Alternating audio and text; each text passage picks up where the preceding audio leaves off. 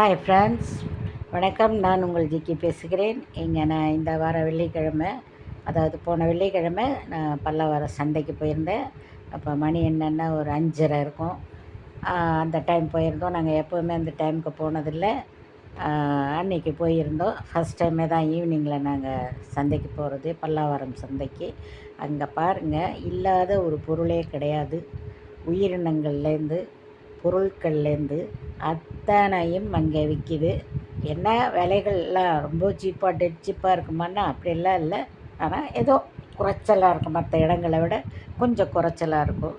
நாய், பூனை, கோழி, அதாவது சொல்லி எல்லாம் மாளாது. நீங்களே பார்த்துக்கிட்டு வாங்க. இதை அத்தனையும் அங்கே கிடைக்கும்.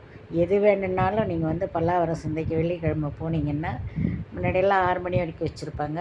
இப்போ வந்து நைட்டு 10 மணி வரைக்கும் வச்சுருக்காங்க.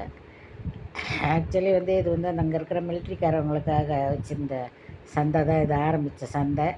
ஆனால் இப்போ என்னடன்னா, நம்ம மக்கள் தான் அங்கே அதிகமாக இருக்காங்க. சொல்லவொன்னா கூட்டம். அன்றைக்கி சாயந்தரம் ஈவினிங்கில் நாங்கள் போகும்போது கூட கொஞ்சம் கம்மியாக இருந்தது. ஒரு 6, 6:30, 7 மணிக்கெல்லாம் பார்த்தா சரியான கூட்டம். இந்த பாருங்கள், இந்த மிட்டாயெல்லாம் நம்ம அந்த காலத்தில் பார்த்தது. பாருங்கள் இந்த பொம்மையை எப்படி இருக்குன்னு. ஈவினிங் டைம் என்னமா இருக்குன்னு பாருங்கள். நீங்களும் போய் முயற்சி பண்ணி வெள்ளிக்கிழமையில் ஃப்ரீயாக இருந்தீங்கன்னா அங்கே போய் பாருங்கள். ஓகே, பாய்.